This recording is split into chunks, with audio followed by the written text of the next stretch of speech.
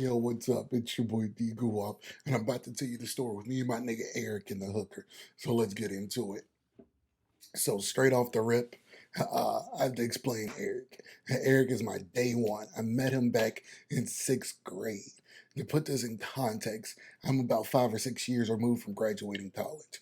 So I've known Eric for more than a decade plus at this point. Um, we weren't always the best of friends for real, but through the years we've had some fallouts, we've had our ups and downs, but that's my dog, that's my day one, and that's my guy. So with that, I'm gonna get into the story of when we ran into the stripper slash hooker. So me and Eric, we're hooping at the Y downtown. um I think that closes at like 9 or 10, and we normally did that every day up until this point. So this had to be eighth grade before niggas started playing football in high school and shit. So I remember this had to be like December, maybe even January, because it was cold as hell outside.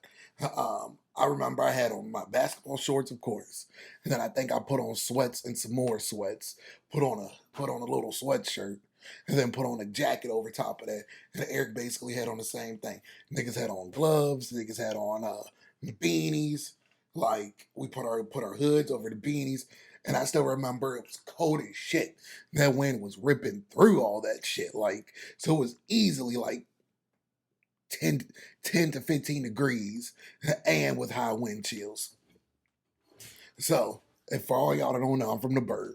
Um, how the Berg is set up. We went to the downtown Y, which was about 25 minutes away from my grandma's crib at the time. My grandma's crib is located in the hood. That shit ain't like the hardest shit ever. It ain't Chicago, it ain't O Block, but it's still the hood.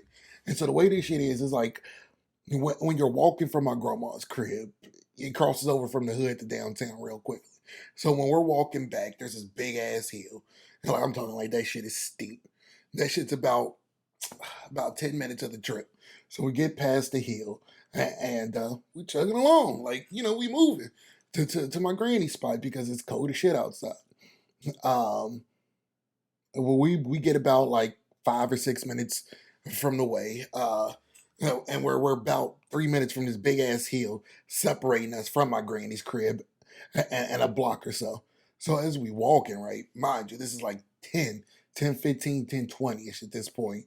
As we're walking down, there's a little intersection, another block that we walk past. We see one person, bro, and I shit you, it's dark as hell outside. And there's only a few street lights, bro. We see this one person, bro.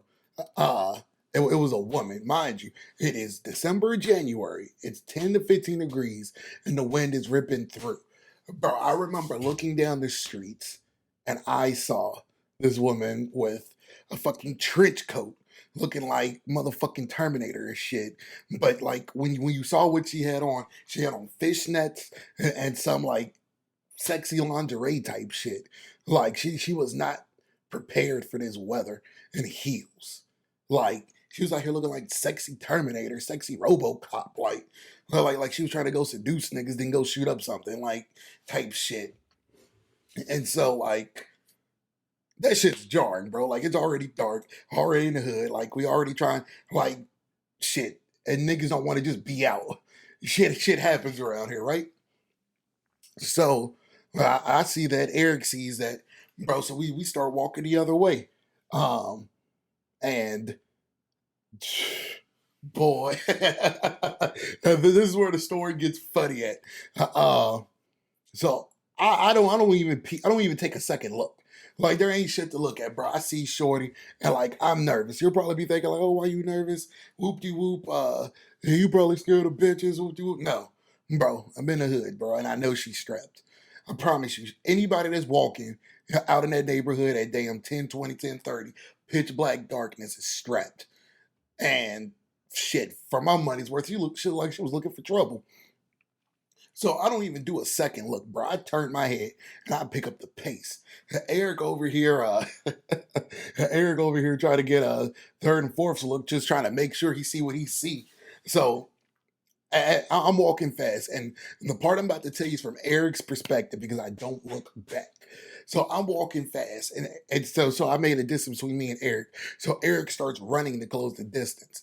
So I'm running fast enough that I can hear my footsteps bounce off the damn pavement, and so I can also hear Eric's footsteps running behind me. But at the time, I don't think it's Eric because up until this point, I couldn't hear his footsteps when we were walking.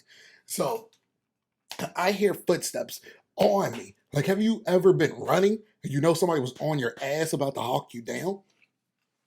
That's Eric. Like, but I thought it was the prostitute, bro, stripper, whatever.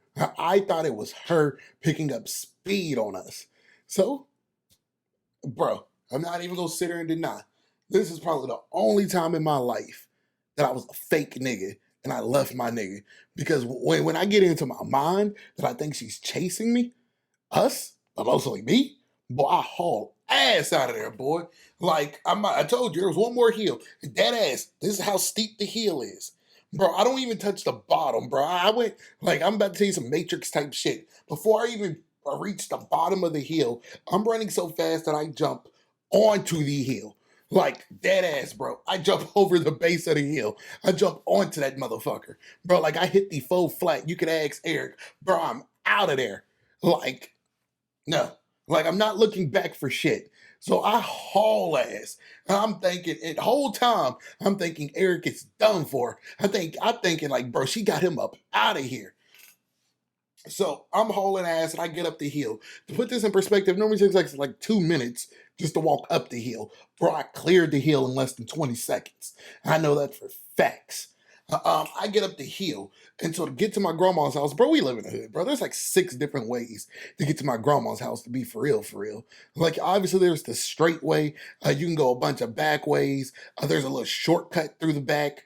And so I know all this. Like, it's my grandma's crib. Bro, so I come up the hill and so I go the back way. I go the back way of the crib. So I'm going behind the houses and shit. And then I get into her backyard. And so I get to the door in the backyard and I briefly pause for like 25 seconds to see if I can look for Eric. Seeing if he was right behind me the whole time. Bro, I don't see shit. I don't see shit into the abyss, but darkness. And bro, he's gonna see this. That's my nigga. That nigga black and all. He blends in with that shit, but shit, that nigga won't there. So I'm distraught. Bro, I bust through the door, and my grandmother, also for context, when I say my grandmother, I mean my great grandmother. It's a long story. I'm gonna have to get into that. I bust in and I'm distraught with my grandma. She's like, "What's the matter with you? Where's Eric?" And I'm like, these are my exact words on my life. I'm like, "Grandma, bro, we might have to call Eric's aunt. Call his aunt? For what?" "I don't think Eric's here no more, Grandma. Like, I think Eric might be gone." "You joking? You're just playing games with me." Like, bro, I'm about to burst down in tears type shit. Like, no, bro, my nigga Eric is gone. And I left that nigga. I think my cousins was there at the time. I think one of my little cousins, and I think that nigga Frank was there. So as I'm talking to grandma, uh, the front doorknob starts like somebody at that motherfucker and the door bust open. Bro, I got into fight mode. I thought she tracked my grandma's house down, bro. I was like, bro, I done brought her back to my grandma's house and shit. No, bro, it ain't going down like this. Bro, y'all have to realize I was like 10 or 11 at the time. Like, this shit was stupid looking back at it. But no, it was Eric coming in. And so my grandma ain't believe nothing I said because the whole time she thought I was just fucking with her. And it's like, I'm not gonna hold you. From her vantage point, I probably would like, I wouldn't doubt that I was. Nah, bro. Nah, bro. And so this nigga Eric is just trying. He's like, "Nigga, you left." Because I made it up the hill so much faster than Eric. By the time I took the back way and he made it up the hill, I was gone. He was like, "Bro, I thought you got scooped up." Bro, I came in here expecting to tell your grandma you got scooped up. Nah, nigga, I won't go. Nah, I won't get scooped up, my nigga. Nah, me, I won't get scooped up. But that's the only time on record that I've ever been a fake nigga towards any of my niggas. And bro, I was a fake nigga towards Eric because I thought he was out of there, boy. But nah, Nah, but that's the stripper story. Um, bro, if you fuck with stories like these, bro, drop a like and just follow the page. I got plenty of stories. I got into some shit, bro. I got plenty of stories. Be sure to comment and subscribe as well. Catch you later.